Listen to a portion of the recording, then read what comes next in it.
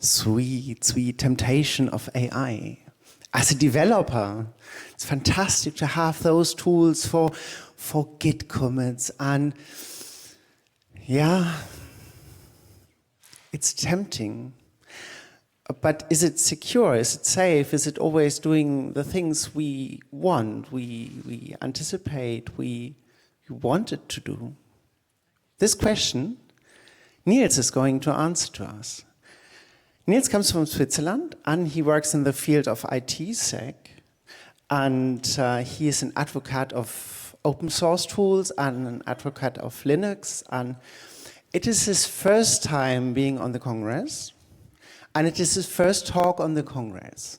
So a very special, very decent, loud, amazing applause for Niels.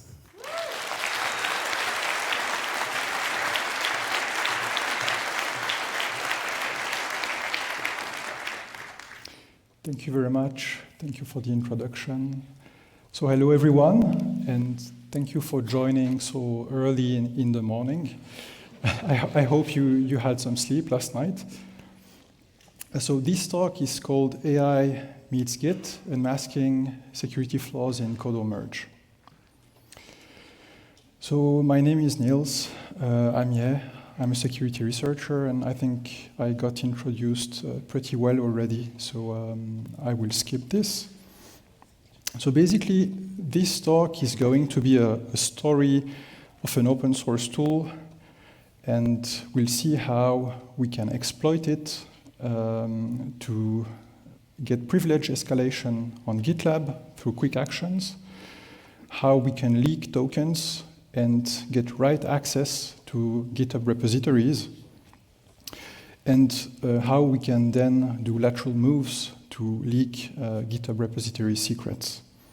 We'll also see how these issues can be fixed, so solutions to that, and what actions the vendor took, or the lack of actions, maybe. So let's get right in. So as you know, everyone is talking about AI these days, and developers are no exception to that.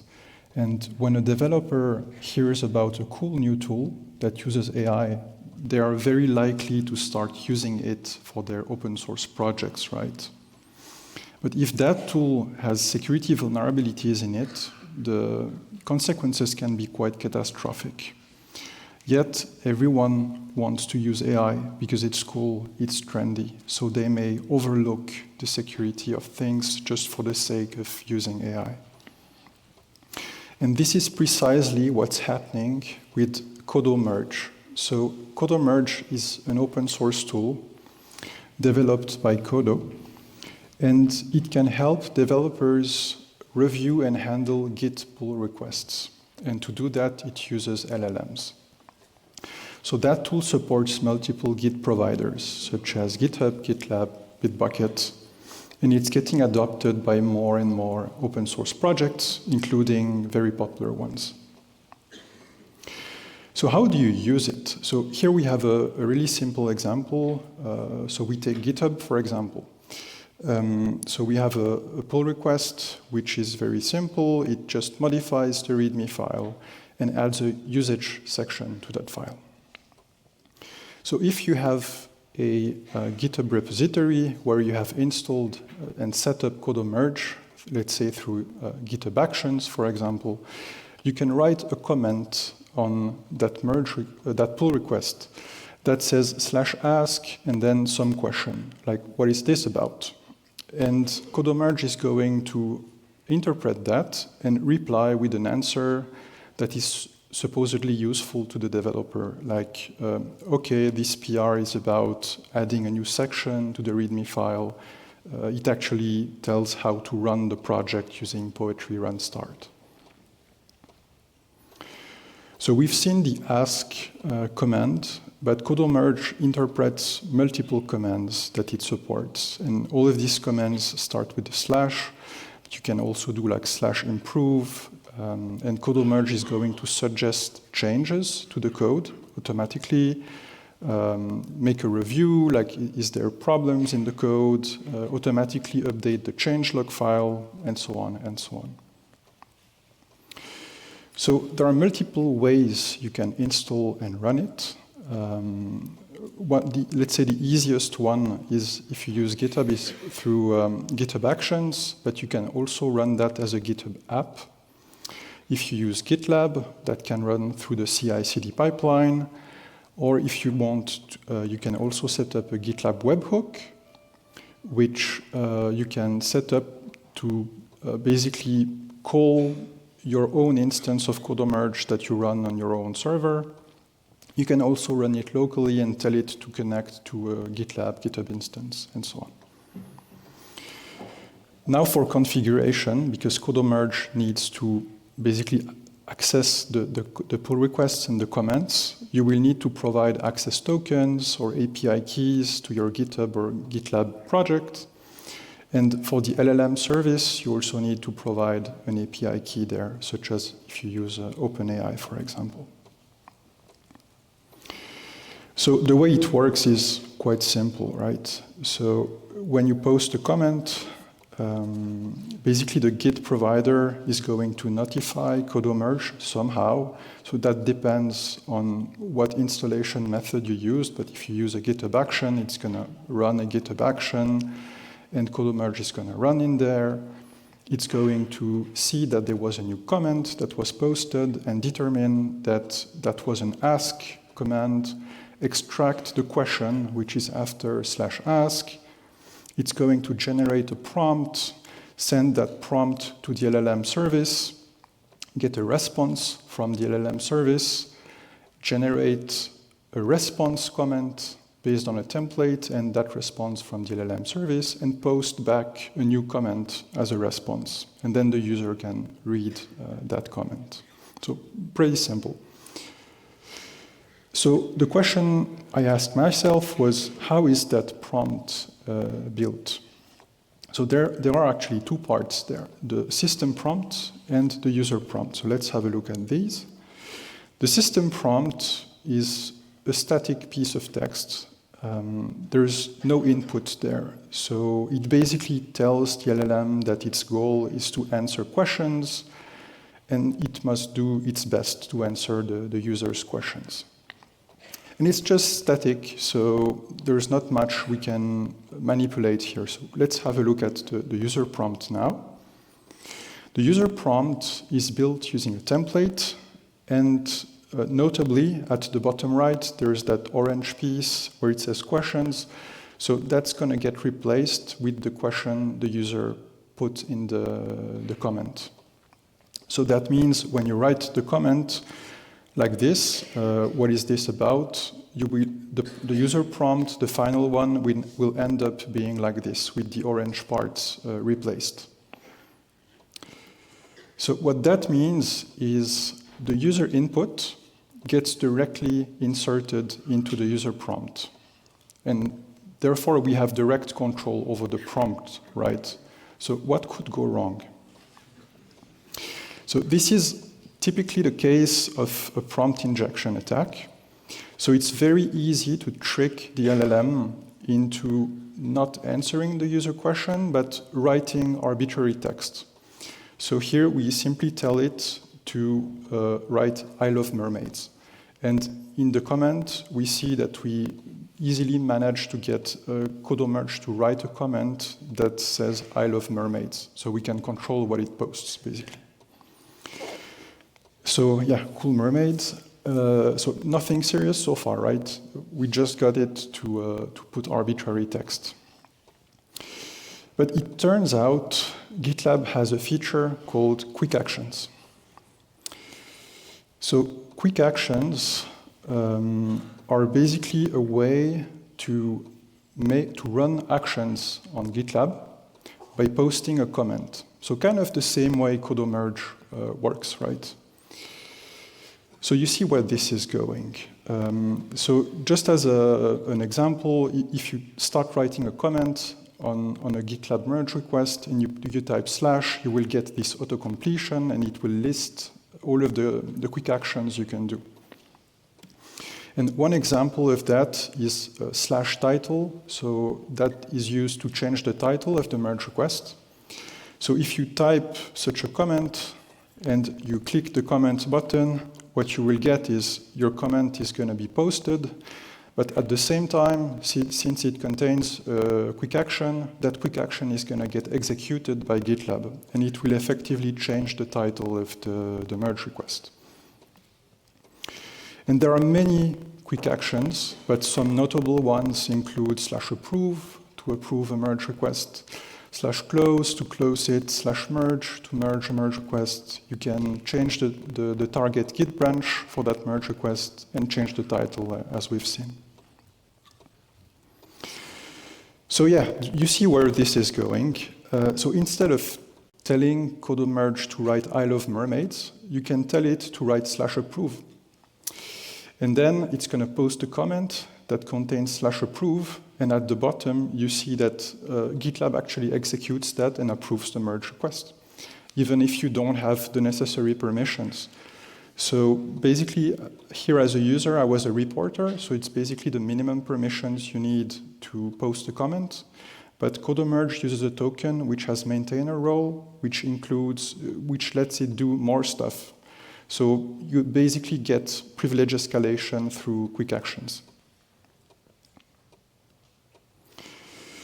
So I mentioned approve and merge. So on GitLab, these are two different things, right? So if you have a merge request, on the merge request page, you will see two buttons, an approve button and a merge button. So approve does not merge the merge request, it just gives an approval. And GitLab projects can be configured to only allow merging when there are at least a specific number of approvals that have been given. So basically, doing that trick is going to give you an extra approval you're not supposed to get. For /merge through quick action, this is actually a special quick action on GitLab. And as a user, you never see this because when you type the comment, this is all hidden, it's in the web page. But Qodo Merge uses the GitLab API to post the token. And the API requires an extra argument to be passed for that quick action to successfully run. And that extra argument is just a git commit hash. The problem is that through Qodo Merge, we only control the comment argument, and we cannot add or modify other arguments. So unfortunately, you cannot do /merge. So that one is not working. However, you can do all the rest. So you could approve, you could basically cause some chaos on a GitLab project, like rename all of the merge requests, close all of them, and make the developers lose a lot of time, basically. So we were pretty close to a catastrophe here, and I thought if there is something like this, there must be more to be found, right? And I had a look at one thing that Qodo Merge does, and that is the way it builds its configuration internal object.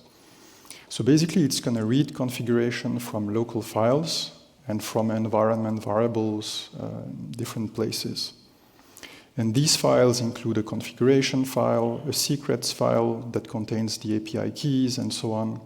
And if you use that on GitLab or on GitHub, it will also load a special file, pragent.toml, that you can put at the root of the repository, and it will read the config from there.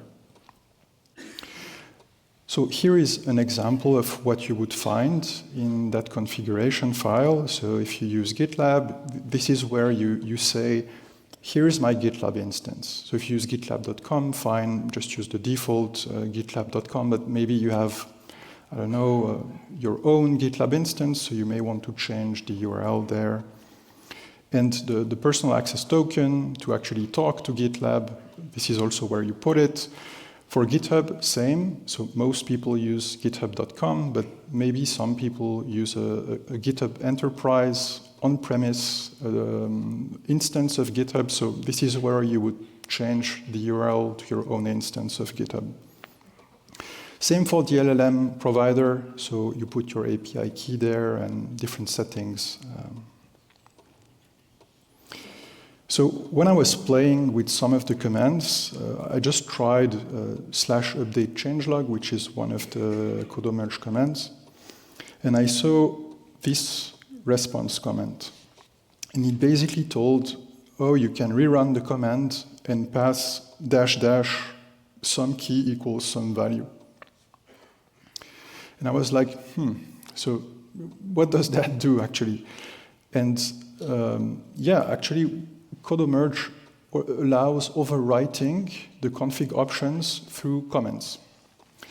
So if you type a comment that says /some command -- some key equals some value, what this does behind the scenes is it first sets some key to value in the config and then runs some command. So it's the same as if you would put that piece in the config file. So this is fine, and it's useful because you may want to pass some options. The problem is that it works with any configuration option, including the critical ones. So you can actually overwrite the GitHub URL, the GitLab URL, OpenAI service URL. And that means you can actually trick Qodo Merge into leaking API keys. So indeed, what you can do is host your malicious server, let's say at 1234, and overwrite the config option. And in the case of a GitHub deployment, you can tell Qodo Merge to not connect to api.github.com, but to 1234. And then you just look at the requests you receive there and extract the secret token from that request. And the same can be done for the OpenAI API key and the GitLab personal access token. So in practice, it's very easy. You write a comment like this, like some command. I just chose /ask here. And then you pass, so here this is an example with GitLab. You would pass -- gitlab.url equals 1234. And optionally, so if you want to be stealthy, you can also add some HTML comments, and when the comment renders, nobody sees what you've done, and only the left part of the comment will appear, but the rest would still get interpreted by Qodo Merge. And then on your server at 1234, you just capture the traffic, and you would see that you receive an HTTP request. And in that request, in the authorization header, you get your leaked GitLab personal access token. And yeah, the same technique works for not just GitHub Actions, but you can also leak the GitHub app JWT token, OpenAI key, and so on.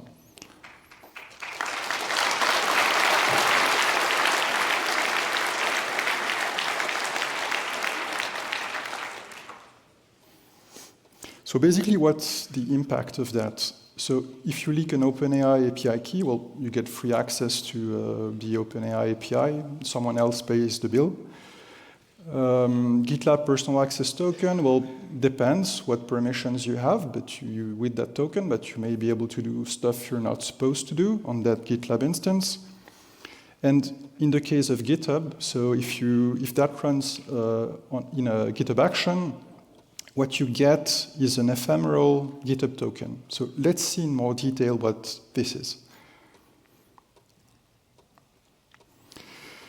So if you have a look at the Qodo Merge official documentation, and you go to the installation section of the docs, first thing you see is run through GitHub Actions. And they suggest this piece of text that you can copy and paste to a file in .github/workflows/some YAML file in your GitHub repository. So this is a GitHub action. And you see at the bottom where there is the arrow, it uses a secret called GitHub token. So if you've used GitHub secrets before with a repository, this is not a normal secret. It's actually a secret that is automatically generated when the GitHub action starts. And that secret is a GitHub API token, so a token you can use to do stuff on the API and authenticate with that token. But that token expires as soon as the GitHub action ends. or after 24 hours in case you have an action that runs for a very long time.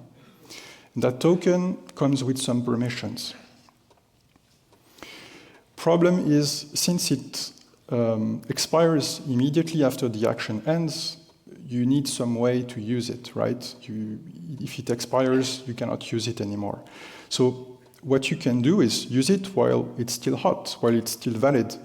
And basically, if you do the trick I talked before, the Qodo Merge GitHub action is going to make a request to my malicious server at 1234, and it's going to wait for a response from my malicious server. And this is our chance. So while it waits for the response, the action is still running. So the token is still valid. So this is where you need to immediately use the token and authenticate to the GitHub API and do stuff with it. So if we look back at that example from the docs, you see there's a permissions block here. And they suggest you give write permissions to the issues, write permissions to pull requests. So basically you can modify issues, modify pull requests. They also give write permissions to contents. What does that mean? So if you've got contents write permission, what this gives you is actually write access to the Git repository itself. So you can push Git commits, push Git tags, modify the Git history, basically. There's just one exception. You cannot modify things in the .github/workflows folder, because for that you need an extra permission, because that folder contains the GitHub action files themselves. You need workflow write permission for that. Another thing you can do with contents write is update and delete GitHub releases. So many GitHub projects use GitHub releases to tell users they've made a new release. And with these releases, they have sometimes assets, so downloadable files. So here we have an example. That's the OpenMS C++ library that was using Qodo Merge.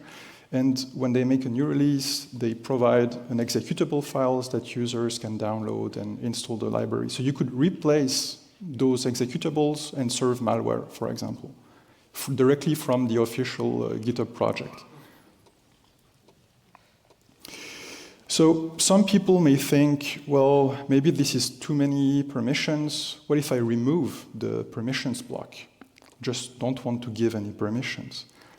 Well, you may actually make it even worse if you do that. Because basically, what happens is if you don't specify the permissions block, you get the default permissions. And here there's an example of a project who was using Qodo Merge and who did that. And what you end up with is you get contents write, issues write, pull requests write, and a bunch of other write permissions that you didn't have before, including actions write. So you can even trigger GitHub actions with that. So how does it work exactly? So the default permissions, it's a setting on your GitHub project. But if you never changed that setting, like probably most people never change, if you've created your GitHub repository before 2023, you get the permissive settings by default, which basically means almost write permission for everything. If you've created the GitHub repository in 2023 or later, you get the more restricted set of permissions. So basically read only for a few things. So this is much better. But there are really many projects that were created before 2023, many popular ones, so they still use the default permissive set of permissions.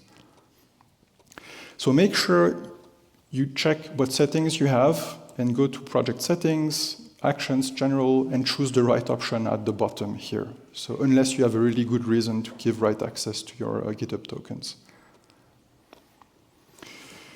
So fine, we got write access to the Git repository. We can edit the releases, but the holy grail would be to actually be able to leak the GitHub secrets. So let's see how we can do that in some cases. So if the project uses GitHub Actions for Qodo Merge, it's likely to use GitHub Actions for other stuff too, right? The problem is if there's another action that uses a secret and you want to leak that secret, you need first some way to trigger that action, and then you need some way to modify that action so that it actually leaks the secret to you. Problem is, let's say you have write access to the repository, we already have contents right, but you cannot trigger that action, so too bad, right? But there are actually ways we can do that. So on the right, you have an example here. Basically, if you have a GitHub action file that contains on workflow dispatch, so it means it runs when there's a workflow dispatch event that was sent. This is something that you see quite often because developers are lazy and they want to have a button they can click to trigger an action. And to make that button appear, you need to put on workflow dispatch. So this is quite common. And the thing is, to send that workflow dispatch event through the API, you need actions write permission, such as we've seen before. If you remove the permissions block and you have the default permissions, you get actions write. So this is one way you can do it. The holy grail would be if you have workflow write. Basically, you could modify the action files themselves directly and do whatever you want, but this usually never happens. And finally, even if you don't have actions write, there are many projects that have GitHub actions that run automatically in some cases. Like I've seen projects that do an automated release every week. So they would have something like on schedule and there's a cron schedule that triggers the action automatically. So even if you only have contents write, what you could do is write something to the repository that modifies a file that the action uses. And usually actions do something like build the project. And usually the project code itself is not in the .github/workflows directory, right? It's at the root of the repository. And with contents write, you can modify that. So you would just modify that right before the cron schedule runs, and you can do a coordinated action to leak the token. So here is a use case. That's from the Laos blockchain project. So they tick all the boxes, right? So they use Qodo Merge. They have contents write and actions write because they removed the permissions block. And they have another GitHub action that runs on workflow dispatch. And then that action does two things. It executes a file, setup.py, and then it connects to Docker Hub. It logs into Docker Hub. And to do that, it uses secrets. So we want to leak these secrets, right? The username and the token. So let's see how we can do that. So basically what you do is you write a PR comment on that project, and you make sure you pass -- github.base URL equals 1234, like we've seen before. But before you do that, on your malicious server at 1234, you have to run two things. You run a metem dump instance that is going to dump the HTTPS traffic, and for that, when you run it, the first time it generates a certificate, a TLS certificate. Second thing you have to run is another HTTP server that listens to HTTP requests, and when it gets a request, it basically extracts the GitHub token from the request and immediately uses it while it's still valid to do two things.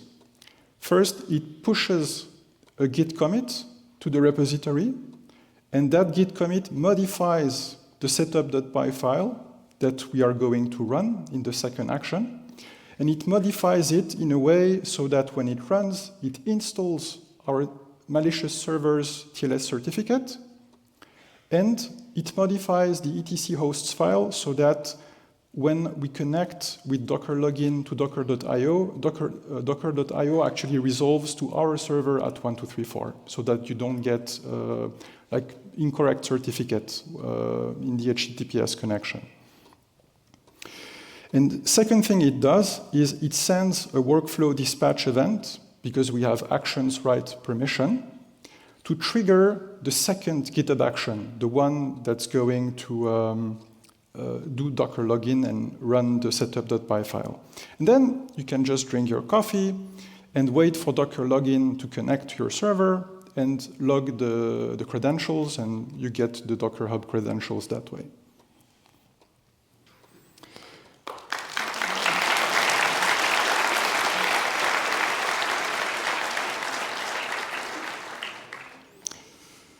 So for the example, so we had a Python file, setup.py, but there are projects in many different languages, and most build tools have like a code execution at build time feature. So another example would be if you have a Rust project, you could easily add a build.rs file, and when you do cargo build, this will actually execute build.rs. So you could do the same thing on different types of projects. So this POC has been tested, and it works with basically all versions of Qodo Merge, including the latest one, except for v0.24. I will talk about that later. So just same thing, but as a summary and visually, we just run two different actions. So the first one is going to connect to our malicious server, extract the token, overwrite the file, trigger the second action. Then the second action runs. It runs the modified file, does Docker login, connects to our server, and this is where we collect the credentials. So there are many affected GitHub repositories. This list is just a sample. So if you do a GitHub search, code search, you can easily find repositories that have a YAML file that uses Qodo Merge. And I've seen repositories like Tick, nhost, the Firebase alternative, Vulnerable, the AutoWare project, so it's an autonomous driving project, semantic router, the OpenMS C++ library we've seen before. There was even a repository from the US government, from the CDC, the Center for Diseases and Control Prevention, that uses it and that is vulnerable to that. I found two blockchains, Stratus and Laos, we've seen, and many, many more. There are like hundreds using it. And so this is mostly about projects, GitHub projects using Qodo Merge through GitHub Actions, but there are also projects that use it through GitHub app or that use it on GitLab and so on. So these are affected to a lesser extent, but that includes also big projects like AutoGPT, which has like a bunch of stars. That one, for example, you could like rename all of the pull requests, all of the issues, close them, like make them lose tons of time. And basically that list grows every day, and people just start using Qodo Merge because it's cool, and they copy and paste that block from the documentation, and the combination of the vulnerability plus too many permissions makes it really bad. So we've seen these two problems. How do we fix them? So the first problem, remember, it was privilege escalation on GitLab through quick actions. So the developers can really easily fix it. Basically, if the response comment contains a quick action, don't post the comment. It's a very easy fix. As a user, just give the very minimum permissions to the token you use. The only thing you need to do, basically, is to be able to write a comment. And that's it. You don't need to do more than that. And as an extra layer of security, what you could do is use an LLM guardrail proxy server and basically block responses if you detect that they contain a GitLab quick action in the response. The second issue, which was write access to GitHub repositories. So as a developer of Qodo Merge, basically what you could do is only allow overwriting the config options if they are not a critical one. And as a user, make sure that you only give the necessary permissions, so don't give content rights, contents right to your GitHub token if you don't need it. And also make sure that you set the right default permissions on your GitHub repository. So don't give right to everything.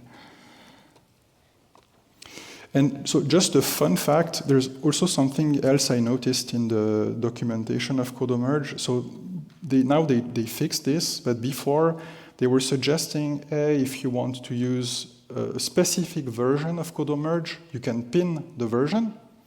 So you could say in your GitHub action file, use Qodo Merge version 0.24. But this has never worked. So if you put this, you basically use the latest version. So if you are using this and you think you're using a specific version, think twice. Make sure you use the version at the bottom which actually pins to the right version. So I contacted the vendor, Codium AI, in July this year. They have an official website, so I used the Contact Us form, never got a reply. So then I checked what other options I had. So they have an official Discord server. I joined that, contacted one of the main developers, and said, hey, I have found stuff, security issues, how can I tell you that? And they told me, please write an email to that person. He's the responsible for security. So I did that, sent an email, sent all the details, never got a reply. I sent a second email, no reply. I got back to the guy who first told me to send the email. He ignored me. Then I checked the website, like I see, who are we, like a team page. I see that there were 2 co-founders. So I also told the 2 co-founders about that. I was ghosted. So in August, I published a blog post, revealed it. And then in September, the company changed its name from Codium AI to Qodo. And they changed the product name from PR Agent to Qodo Merge. Yeah, maybe they should have done something else instead.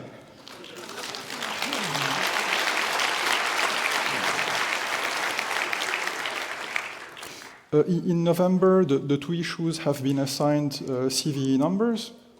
And like 2 weeks ago, since it was still not fixed and I wanted to do my best, I contacted some of the top GitHub repositories that were affected.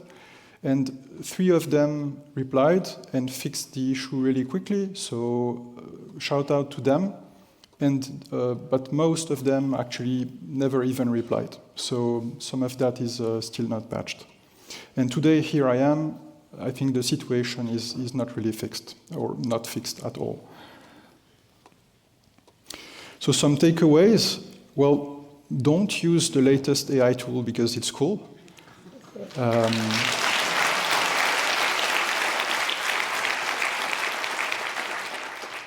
It may seem like a small change, something that could help you, but actually just adding a tool can have catastrophic consequences. And even the official documentation of such a tool can contain bad advice, so be careful of what you copy and paste. Make sure you understand what it does. Make sure you check your default permissions. Make sure you only give the necessary permissions to your GitHub tokens. And check your GitLab permissions. Also, if you use Qodo Merge with GitLab, only give the minimum permissions. And as a vendor or developer, you should really have a way for security people to contact you. So this is really important. And it's not just the vendor, but also the affected GitHub projects. Like I contacted like 8 of them and only 3 replied. So it's really still a problem these days. And yeah, changing your company and product name is not a valid patching strategy.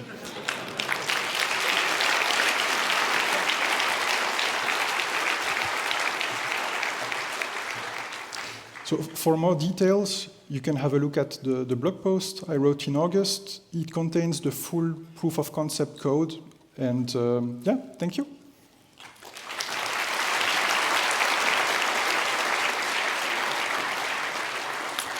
Oh, sweet, sweet, stare into the fires of hell. Thank you very much for this pessimistic and sad talk, but thank you for bringing it up, talking about it, and time's up. I'm sorry, but you know how to reach him. Otherwise, have a wonderful congress, take out all your belongings, forget nothing and no one, and no empty bottles, and you so on. You know the drill. Have a fantastic time.